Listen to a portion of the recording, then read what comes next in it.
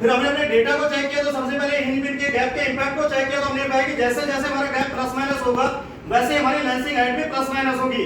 फिर हमने फ्लैटनेस के इंपैक्ट को चेक किया तो हमने पाया कि हमारी फ्लैटनेस जैसे जैसे डिक्रीज होगी तो लेंसिंग हाइट हमारी इंक्रीज होगी, अगर फ्लैटनेस हमारी इंक्रीज होगी तो लेंसिंग हाइट डिक्रीज होती है।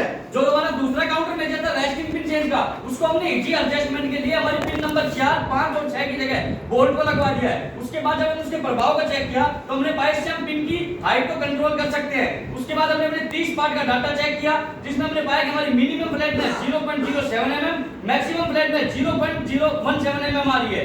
फिर हमने अपने दोनों कार्य करने के बाद जब हमने रिजल्ट को चेक किया तो हमने पाया जो पहले हमारा 1 मंथ का 102 मिनट का ब्रेकडाउन था जिसको हमने 0 करने का टारगेट लिया था उसको हम 51% ही रिड्यूस कर पाए। उसके बाद प्रॉब्लम के सॉल्यूशन के लिए हमने फिर से ब्रेनस्टॉर्मिंग की और हमारी टीम ने अपने अपने आइडियाज दिए।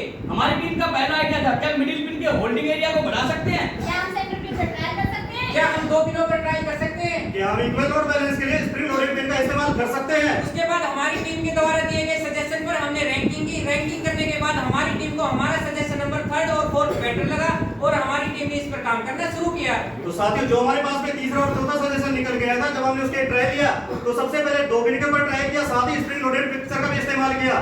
फिर जब हमने उसकी इफेक्टिवनेस को चेक किया तो हमने पाया कि हमारी एडजस्टमेंट के ऊपर इसका कोई मेजर इंपैक्ट नहीं है, इसलिए इस आइडिया को हमारी टीम ने ड्रॉप कर दिया। उसके बाद फिर से हमने लाइन का डेटा किया और अपने चाइल्ड पार्ट की इनपुट वेरिएशन को बिफोर और आफ्टर असेंबली चेक किया।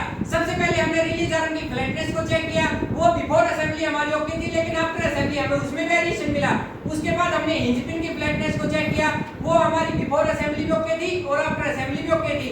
उसके बाद हमने लेंसिंग हाइट को चेक किया, वो बिफोर असेंबली हमारी बनती नहीं है लेकिन आफ्टर असेंबली हमें उसमें वेरिएशन मिला क्योंकि हमारी रिलीज आर्म की फ्लैटनेस में वेरिएशन था। फिर हमने रिलीज आर्म फ्लैटनेस के वेरिएशन को जानने के लिए दोबारा से प्रोसेस फ्लो डायग्राम को चेक किया जिसमें हमने पाया कि हमारी ये प्रॉब्लम हमारे प्रोसेस नंबर 5 में जनरेट हो रही है।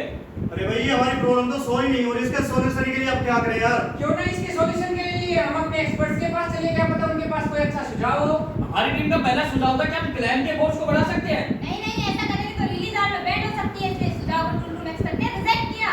क्या हम अपने हिंज पिन को प्रोसेस से पहले बैड कर सकते हैं? नहीं ये एक मेजर चेंज है, इसके अप्रूवल के लिए हमें कस्टमर की जरूरत पड़ेगी, इसलिए हमारे क्वालिटी एक्सपर्ट ने हमारी टीम की सजेशन को भी रिजेक्ट कर दिया। क्या हम पार्ट को ऑफसाइड से के साथ-साथ साइड से होल्ड कर सकते हैं? हाँ, हम पार्ट को अपसाइड के साथ-साथ साइड से होल्ड कर सकते हैं लेकिन उसकी फाउलिंग का ध्यान रखना होगा। हमारे फाइनल सजेशन को हमारे जापानीज एक्सपर्ट ने उसको एक्सेप्ट किया और हमारी टीम ने उस पर ट्रायल करना शुरू किया। तो साथियों जैसा कि हम यहाँ पे बिफोर में देख पा रहे हैं कि बिफोर में हमारा पिक्चर है ओनली फॉर अपसाइड से हमारी पार्ट को क्लाइम करता था और जो कि ओनली फॉर बेंडिंग एंगल को मेंटेन कर पाता था और कुछ पार्ट अपनी रेस्टिंग पोजीशन से शिफ्ट हो जाते थे। साथियों जैसा कि आप आफ्टर में देख पा रहे हैं कि पहले हम पार्ट को अपसाइड से होल्ड करते थे और अब हम पार्ट को साइड से भी होल्ड करते हैं और जैसा कि हमारे एक्सपर्ट ने बताया था कि हमें फाउलिंग को ध्यान में रखना होगा, तो फाउलिंग को ध्यान में रखते हुए हमने जो साइड में क्लैंप लगाए हैं उसके ऊपर हमने स्टॉपर भी लगवा दिए हैं जिससे कि हमारा वेल्डिंग एंगल भी प्रॉपर मेंटेन हो गया और हमारा पार्ट भी अपनी पोजीशन से शिफ्ट नहीं हो पाता। अपना ट्रायल करने के बाद हमने 20 पार्टों का डाटा चेक किया तो जो हमारी स्मॉल लेग साइड डायमेंशन 0.38 थी और बिग लेग साइड डायमेंशन का डिफरेंस 0.44 था जो कि एज पर स्पेक ओके है। डेरिवेटिव सॉल्यूशन की बात करें तो हमारे पास 3 रूट कॉज निकल के आया, तो उसमें हमने काउंटर एक्शन लिया, उसके इफेक्ट को चेक किया तो कोई इफेक्ट नहीं पड़ा और नेगेटिव इफेक्ट नहीं पड़ा। अगर हम प्रभाव की बात करें तो ऑपरेटर पे कोई प्रभाव नहीं पड़ा, ब्रेकडाउन रिड्यूस हुआ, क्वालिटी में लेंसिंग हाइट वेरिएशन कंट्रोल हुई। और साथियों हमने अपनी परफॉर्मेंस को चेक करने के लिए 4W1H मेथड की सहायता ली, यानी कि हमने अपने सभी कार्य के लिए रेस्पॉन्सिबिलिटी टारगेट डिसाइड की और सभी को एज पर प्लान कंप्लीट किया। जब हमने अपनी परफॉर्मेंस को चेक किया तो बिफोर किसी जो हमारा 102 मिनट का ब्रेकडाउन था वो हमारा 2 काउंटर मेजर के बाद में 51 रिड्यूस हुआ और अब सारे काउंटर मेजर के बाद में हमारा टारगेट 0 हो गया है, इसलिए हमने अपने टारगेट को अचीव किया है। हमारे ट्रायल के सक्सेसफुल होने के बाद हमने अपने तीनों काउंटर एक्शन को स्टैंडर्डाइजेशन करने के लिए इनको डेली मशीन चेक शीट में ऐड करवा दिया है और पीएम चेक शीट में भी ऐड करवा दिया है। और साथियों ये हमारे क्वालिटी सर्कल के बाद का एक्टिविटी प्लान और हमें बताते हुए बहुत खुशी हुई कि हमने सभी कार्य एज पर प्लान कंप्लीट किए। साथ ही हमने स्किल को डेवलप करने का प्रोग्राम बनाया था, वो हमने सी जोन से डी जोन में अपग्रेड किया है। और साथ ही इस क्वालिटी सर्कल के बाद में हमें कुछ टेंजिबल इंटेंजिबल बेनिफिट प्राप्त हुए। अगर बात करें टेंजिबल बेनिफिट की तो सालाना 8 लाख रुपए की कोर्स सेविंग हुई है।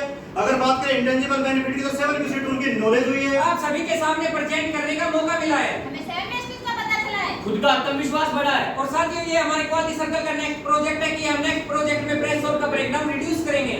इस क्वालिटी सर्कल के दौरान हमने कुछ टूल और टेक्निक का यूज किया है। और फाइनली हम आप सभी के वैल्यूएबल सजेशन और क्वेश्चन का स्वागत करते हैं जो हमारे लिए अत्यंत आवश्यक है।